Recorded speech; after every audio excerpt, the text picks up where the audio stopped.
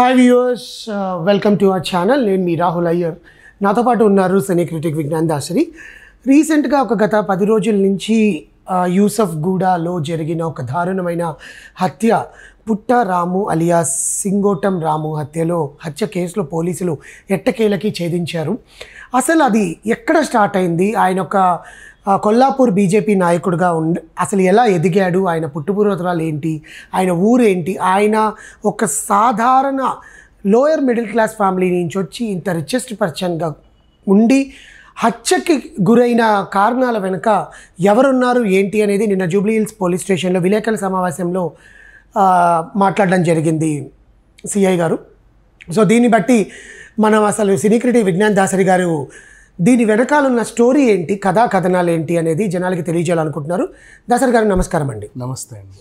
So పుట్ట రాము alias Singotam రాము, అసలు ఆయన ఎక్కడ పుట్టారు, అసలు ఇన్ని కోట్లకు అధిపతి, ఆయన చేసే వ్యాపారాలు కానివ్వండి ఏనివ్వండి, లీగల్ అనేది పక్కన పెడితే చాలా కొద్దిపాటి టైంలో కొల్లాపూర్ అనే విలేజ్లో, గ్రామంలో నుంచి వచ్చిన ఒక లోయర్ మిడిల్ క్లాస్ వ్యక్తి ఇక్కడికి వచ్చి ఒక రియల్ ఎస్టేట్ వ్యాపారిగా, బీజేపీ నాయకుడిగా ఎదిగి, దీనివల్ల రాజకీయ కారణాలు ఉన్నాయా, హత్యలు, లేకపోతే ఫ్యామిలీ పర్సనల్ గొడవలా, లేకపోతే ఇంకోటా, లేకపోతే ఫ్రెండ్స్ మధ్య గొడవలా అని చాలా దిశలుగా పోలీసులు ఛేదించారు. దీంట్లో బయటపడ్డ నిజాలేంటి, పోలీసులు ఏం చెప్పారు, అసలు అతని స్టోరీ ఏంటో చెప్పండి. కంప్లీట్ క్రోనలాజికల్ ఆర్డర్లో మాట్లాడుకుంటే ఆయన పేరు పుట్ట రాము. యాక్చువల్గా సింగోటం రాము అని ఎందుకు అన్నారు, మన కొల్లాపూర్ బర్రెలక్క నియోజకవర్గం ఉందా, నాగర్ కర్నూలు, అక్కడ సింగోటం అనే చిన్న గ్రామం నుంచి వచ్చాడనమాట. వచ్చి ఇక్కడే మన రేమత్ నగర్లో ఒక చిన్న గదేదో తీసుకొని రెంట్కి డ్రైవింగ్ జాబ్ చేసేవాడు స్టార్టింగ్. ఆ అబ్బాయి మంచి డ్రైవర్.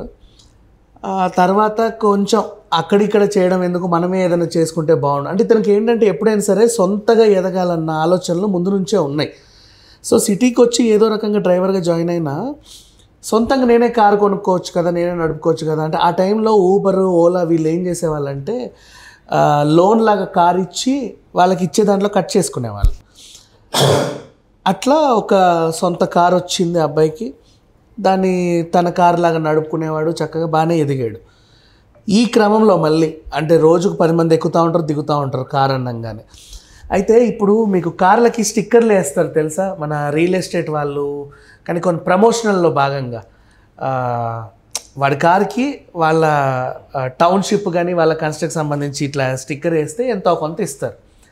అట్లాంటి స్టిక్కర్ ఇతని కార్కి వేయించుకున్నాడు. ఆ తర్వాత సేమ్ ఇదే లోన్లలో ఇంకో 2-3 కార్లు కూడా కొనుక్కొని వేరే డ్రైవర్లకు ఇచ్చి కూడా నడిపించుకునేవాడు. ఆ స్టిక్కర్ ఏదైతే ఉందో ఎక్కి దిగే వాళ్ళు అడుగుతారు కదా, మీకు ఈ కంపెనీకి ఏమన్నా ఇది ఉందా, అది ఉందా, అదేంటి ఇదేంటి, అట్లా ఏం లేదండి, ఇట్లా ప్రమోషనల్, బట్ ఇక మీకు బ్రోచర్ చూడండి, మీకు ఏమైనా ఉంటే చెప్పండి నేను మాట్లాడతాను. సేమ్ ఇంతే కదా రియల్ ఎస్టేట్ వాళ్ళు చేసేది. అట్లా రండి సార్, నేను ఒకసారి సైట్ విజిట్ తీసుకొస్తాను అలా చూపించేసి చిన్నగా రియల్ ఎస్టేట్ వ్యాపారం స్టార్ట్ చేసి కొంచెం 1-2 ఫ్లాట్లు అమ్మగానే ఇక వస్తాయి కదా డబ్బులు, అలా మెల్లిమెల్లి క్రమంగా ఎదగడం స్టార్ట్ చేశాడు. కొన్ని కార్లు కొనుక్కొని సొంతంగా వ్యాపారం పెట్టుకొని ఎదిగాడు, బాగానే ఉంది. అండ్ ఇప్పుడు అతను కూడా ఎక్కడ బాగా ఫ్రెండ్లీగా అమ్మేవాడంట, మహబూబ్ నగర్ హైవే, నాగర్ కర్నూలు. ఆయనకు పుట్టినప్పుడు ఊర్లు కాబట్టి ఆ లొకేషన్లు బాగా ఐడియా ఉంటాయి. అట్లా మన సింగోటం రామన్న మంచిగా చూపిస్తాడు, తక్కువ తీసుకుంటాడు, మంచి ఫ్లాట్లు ఇప్పిస్తాడు, ఇట్లా ఒక మంచి పేరు వచ్చింది. ఇల్లీగల్ వ్యాపారాలు అయితే ఏం చేయాల అంటే ఇతను ఇల్లీగల్గా తనని తాను శిక్షించుకోవడంలో ఏమైనా ఏమైనా చేశాడేమో తప్పితే, అంటే తాగుడులో ఊగుడులో ఇంకేమో లేకపోతే ఏమైనా వ్యసనాలు ఉంటే ఉండొచ్చు, కానీ మిగతా వాళ్ళని మోసం చేయడాలు ఏం చేయాల.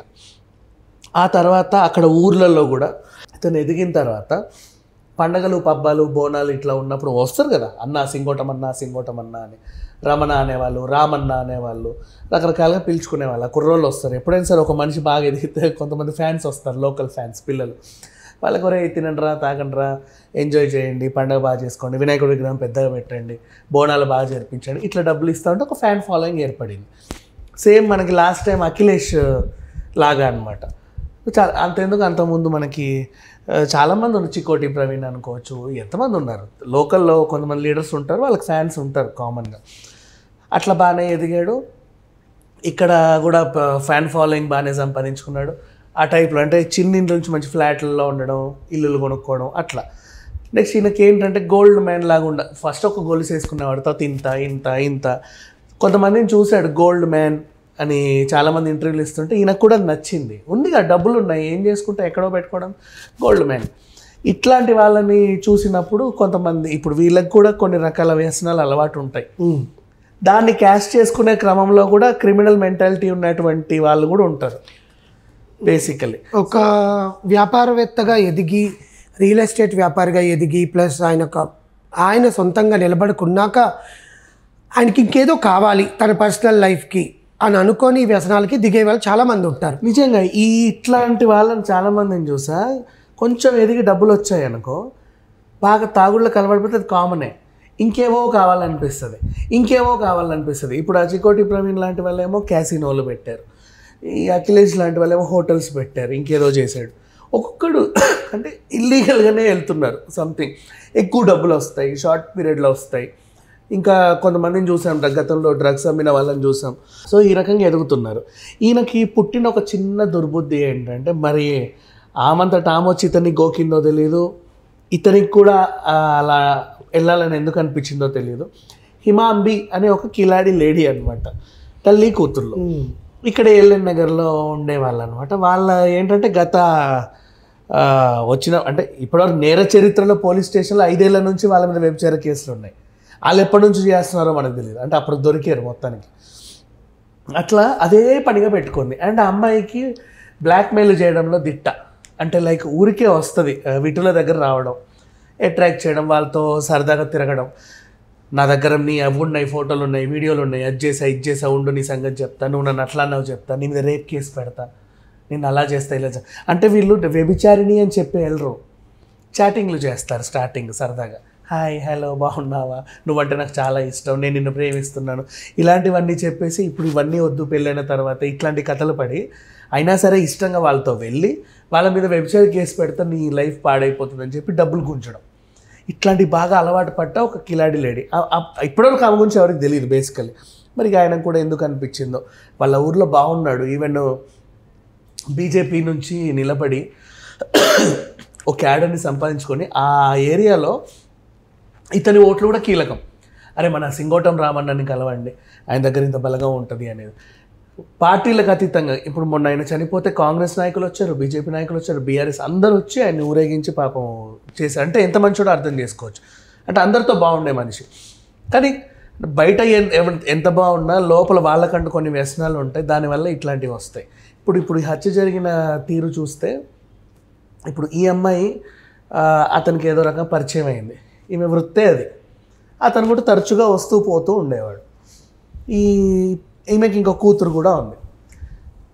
ఆయనకి ఈ కూతుర్ని ఇచ్చిందో తెలీదు, ఇవ్వలేదో తెలీదు, ఏంటో కానీ మొత్తానికైతే ఈవిడ పెట్టిన కేసు ఏంటంటే, అతని దగ్గర ఉన్న అన్ని దోచుకుందాం అనుకొని ప్లాన్ అయితే వేసుకుంది. లోకల్లో ఉండే కిరాయి రౌడీలు ఉంటారు కదా, వాళ్ళ దగ్గరికి వెళ్ళి, బస్తీలో ఉండే రౌడీలు, ఇట్లా పలానోడు నా దగ్గరికి రెగ్యులర్గా వచ్చేవాడు, అంత బాగానే ఉంది, నా కూతురు మీద వాడి కన్ను పడింది, నేనంటే ఏదో జీవితం బాగాలేక కూతుర్ని పెంచడానికి ఏదో చేశా, కూతుర్ని జీవితం కూడా నాశనం చేయాలనుకుంటుండు, నాకు చాలా బాధ వేస్తుంది, నేను దాన్ని చదివించాలనుకున్నా అని అతని దగ్గరికి వెళ్ళింది. అతను పాపం వాళ్ళు కూడా ఏం చేస్తారంటే, ఒక ఆడది వచ్చింది, పైగా ఇంత నిజాయితీగా మాట్లాడుతుంది, అయ్యో ఏదో ఉండే ఉంటుంది పాపం, నేను న్యాయం చేస్తా అని చెప్పేసి వెంటనే ఆ లోకల్ తనకున్న క్యాడర్లో మనుషులు సెట్ చేసుకొని ఒకసారి వెళ్ళి అని కొడదాం తిడదాం అనుకుంటారు. కానీ అవతల మనిషి కూడా బలవంతుడే. ఇప్పుడు ప్రజెంట్ అతని దగ్గర డబ్బులు ఉన్నాయి, అతనికి కూడా కొన్ని కిరాయి రౌడీల స్నేహాలు ఉన్నాయి. మరి ఎదుర్కోవాలి తన్ని, ఏం చేస్తే బాగుంటుంది అని వీళ్ళు ఆలోచించే క్రమంలో ఇతనికి అర్థమైంది, గతంలో నా ఫ్రెండ్కి ఇతనికి ఏదో గొడవ ఉన్నట్టుందే, ఉండదు నిజమా కాదా కదా మణికంఠ అని ఇద్దరికి కాల్ చేశాడు. జిడిమెట్లలో ఉండే ఆయన. ఆ మణికంఠకు కాల్ చేస్తే, ఒరే వాడిని చంపేద్దాంరా, వాడిని నరికేరా, ఇట్లా గట్టిగా. ఎందుకంత ఆవేశం ఏమైంది అంటే, గతంలో వీళ్ళు జుబ్బా అని ఒక ఆన్లైన్ గేమ్ ఆడేవాళ్ళు. అంటే లైక్ సేమ్ రమ్మీ సర్కిల్ లాగా వాట్ ఎవర్, డబ్బులకి ఆడేవాళ్ళు. ఆయన ఇద్దరు కలిసి ఆడే, ఇప్పుడు మన ఇద్దరం ఆడుతున్నాం, ప్రతిసారి నువ్వే గెలుస్తున్నావు, ప్రతిసారి. అది ఎట్లయిందంటే, ఇప్పుడు లక్ష పెట్టినప్పుడు నువ్వు గెలిచావు అనుకో, నా 1,00,000 పోయింది, అమ్మో నా 1,00,000 నాకు మళ్ళీ కావాలంటే ఈసారి 2 లక్షలు ఆడదాం, మళ్ళీ బాయే, ఈసారి 4 లక్షలు ఆడదాం. అంటే ఒక్క గెలిచినా మొత్తం మళ్ళీ నాకు వస్తాయి కదా అని ఒక ఆశతో ఇట్లా డబల్ చేసి ఆడుతూ ఉంటారు. ఆడిన తర్వాత మొత్తం 10 లక్షలైనా 20 లక్షలైనా మొత్తం పోయేసరికి ఎక్కడో చిన్న ఇది నువ్వు కావాలనే తొండి చేస్తున్నావు లేకపోతే ఇన్నాట్లు ఎట్లా గెలుస్తావు నువ్వు అంత తెలివైనవాడివా అదా ఇదా అని చెప్పేసి గొడవలు పోరా గొడవలు బాగా కొట్లాడుకున్నారు. ఇద్దరి మధ్యలో గాయాలయ్యాయి. ఏదో రకంగా వీడిని ఎప్పుడో ఒకప్పుడు సర్వనాశనం చేయాలని వాడు 4 ఏళ్ల క్రితం అనుకున్నాడు. ఆ 4 ఏళ్ల వ్యత్యాసంలో ఇతను అసలు ఒక పెద్ద శక్తిలా ఎదిగాడు అనమాట. ఇంకా గొప్పోడైపోయాడు. వీడిని ఏదో ఒకటి చేయాలా, వీడిని చంపేయాలి, నరికేలా, వాడి పగ కూడా పెరిగి అలాగే ఉంది. టైంకి ఇక్కడ నుంచి ఫోన్ వెళ్ళింది. సో వీళ్ళిద్దరు కలిశారు. అండ్ నెక్స్ట్ జిలానీ అనే ఇంకొక లోకల్ కిరాయి హంతకుడి దగ్గరని కలుపుకున్నాడు. ఆ జిలానీ అనే అతను ఆల్రెడీ పలు హత్య కేసులలో నేర చరిత్ర నుండి 4-5 సార్లు జైలుకి వెళ్ళి వచ్చాడు. ఆయనకు చంపడం చాలా తేలిక అనమాట. చంపుతా జైలుకి వెళ్తా ఏముందిలే ఆ టైప్ మనుషులు ఉంటారు కదా. అతన్ని కూడా మాట్లాడుకున్నారు. అతనికి ఇంత సుపారీ. ఇక్కడ వీళ్ళ పగే ఈ అమ్మాయి వీళ్ళది అత్యాశ జస్ట్ ఈ ఆడపిల్లలు ఇద్దరిది. అది కాస్త ఒక పెద్ద మర్డర్ ప్లాన్కి వెళ్ళింది. వీళ్ళందరూ ఏం చేశారంటే ఎలా చంపాలి అనుకుంటే మంచి స్కెచ్ చేశాడు ఆ జిల్లాని. నువ్వు ఆ అబ్బాయిని పిలిపించు, నేను నీ మాట వింటాను, నిన్ను అనవసరంగా హర్ట్ చేశాను, నా కూతుర్ని ఇస్తాను కానీ జాగ్రత్తగా చూసుకో అన్నట్టు చెప్పగానే వాడు నిజంగా చాలా హ్యాపీ ఫీల్ అయ్యి సింగోటం రాము అనే వ్యక్తి మందు బాటిల్ పట్టుకొని వచ్చాడు. ఆయన వచ్చి పలానా ప్లేస్కి ఇలా క్రాస్ అయ్యి ఆ క్రమంలో ఆ టైంలో జరిగిన హత్య ఇది. కటక గబగబా వచ్చేసి మర్మాంగాలు కోసేసి చెవులు ముక్కు కోసేసి విచక్షణ రహితంగా పొడి చేసి మెడ కోసి ఏదో చేశారు. మరి ఇంత జరుగుతుంటే స్థానికులు ఏం చేస్తున్నారు, ఇలా బొమ్మలా చూస్తున్నారా అంటే స్థానికులు మాయ చేశారు. ఏమని, ఈ జిలానీ టీంలు ఉంటాయి కదా, అక్కడ 5 ఇక్కడ 6 ఇట్లా ఉండి ఆ టైంలో ఏదో సెలబ్రేషన్ మోడ్లో ఉన్నట్టుగా ఈ 1000 వాళ్ళ 2000 వాళ్ళ టపాకాయలు కాల్చారు. కొన్ని పైకి వెళ్ళి పేలేవి, కొన్ని కింద పేలేవి.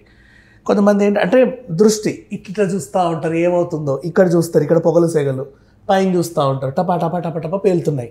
అవన్నీ చూసి కిందికి తిరిగేసరికి పొగలన్నీ పోయేసరికి అక్కడ శవం తేలింది. సరిపోయింది, చంపేశారు అప్పటికే. ఓహో స్థానికులను ఇట్లా కూడా మాయ చేయొచ్చు అని కొత్తగా అప్పుడు అర్థమైంది జనాలకి, ఇలా ఉంటారు అని. సరే ఆ క్రమంలో హత్య జరిగింది, ఎవరు ఎక్కడోళ్ళు అక్కడ వెళ్ళిపోయారు. ఇప్పుడు పోలీసులు రంగంలో దిగి అందరినీ అరెస్ట్ చేశారు.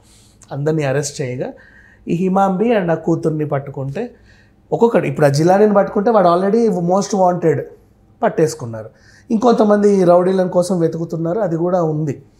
వీళ్ళ లిస్ట్ ఇప్పుడు ఈ అమ్మాయిలు ఇద్దరు, వీళ్ళకు ఉన్న అలవాటే ఇది, గొప్ప గొప్పలని ఎరేయడం, ప్రేమగా మాట్లాడడం, వాళ్ళ నుంచి డబ్బు సొమ్ము ఏది ఉంటే అది మొత్తం లాగేయడం, వాళ్ళని బ్లాక్మెయిల్ చేయడం, మొత్తం ఇక నువ్వే అని చెప్పేసి అవి ఎందుకు వచ్చింది దొడవ దాంతో మనకి అని వాళ్ళు అనుకునేలాగా క్రియేట్ చేసి అమ్మయ్య అని చెప్పి వెళ్ళిపోవడం, ఇంకొకరిని తగులుకోవడం. రెగ్యులర్గా వీళ్ళు చేసే బిజినెస్ ఇది. ఇప్పుడు జరిగింది ఇది. ఇంకా తవ్వుతున్న కొద్దీ వీళ్ళ భాగవతాలు బయటపడుతూనే ఉన్నాయి, పోలీసులు కూడా చేస్తూనే ఉన్నారు. ఇప్పుడు మీరు చెప్పండి, బేసిక్లీ యాజ్ అన్ అనలిస్ట్గా ఈ కథంతా విన్న తర్వాత అసలు ఇక్కడ ఎవరిది తప్పు ఉంది, ఎవరిది ఒప్పు ఉంది, ఎవరు ఏం చేశారు అసలు ఏం అర్థం. అనవసరంగా ఒక మనిషి అయితే పోయాడు. అఫ్ కోర్స్ బేసికల్గా ఏంటంటేనండి, అత్యాశ అనేది ఏ మనిషిలోనైనా ఒక క్రిమినల్ గుణం అనేది బయటకు తీసుకొస్తుంది. అది చిన్నపిల్లాడి దగ్గర నుంచి ఇప్పుడు స్కూల్లోనే చూస్తున్నాం. యాక్చువల్గా పెన్సిల్ ఇవ్వలేదని చెప్పి, ఎరేజర్ ఇవ్వలేదని చెప్పి, షార్ప్నర్ ఇవ్వలేదని చెప్పి పిల్లల్ని గాయపరిచిన సందర్భాలు చాలా ఉన్నాయి, తల్లిదండ్రులు గాయపరిచిన సందర్భాలు చాలా ఉన్నాయి. అలాంటిది ఇక్కడ నేను ఆడవాళ్ళని, ఒక ఆడ జాతికి సంబంధించిన వాళ్ళని గురించి నేను మాట్లాడట్లేదు, కానీ ఈ ప్రాస్టిట్యూషన్ వ్యభిచారం చేసే వాళ్ళకి వాళ్ళ వృత్తి అది వాళ్ళ కుటుంబాల నుంచి వచ్చిందా లేకపోతే పూర్వంలో మనకు ఉండేవి ఇవి, దాని నుంచి వచ్చిన పరంపర కొద్దీ చేసుకుంటుండే వాళ్ళు ఉంటారు.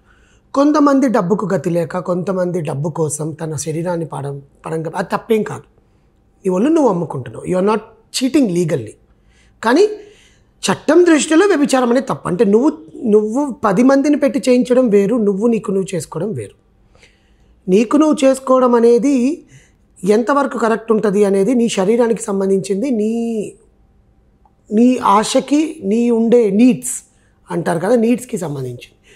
ఇప్పుడు ఇక్కడ ఏమైపోయిందంటే చట్టంలో, సమాజంలో వీళ్ళల్లో ఉంటూ మనుషుల్ని, ఇప్పుడు హిమాంబి గురించి తీసుకుంటే 2017లో షేక్ సనా అనే ఆమెతో వ్యభిచారం చేస్తూ పట్టుబడిందని చెప్పారు. అలాగే 2018లో ఇంకొక పర్సన్తో చేస్తున్నట్టు పట్టుబడింది, మళ్ళీ జైలుకి వచ్చిందని చెప్పారు.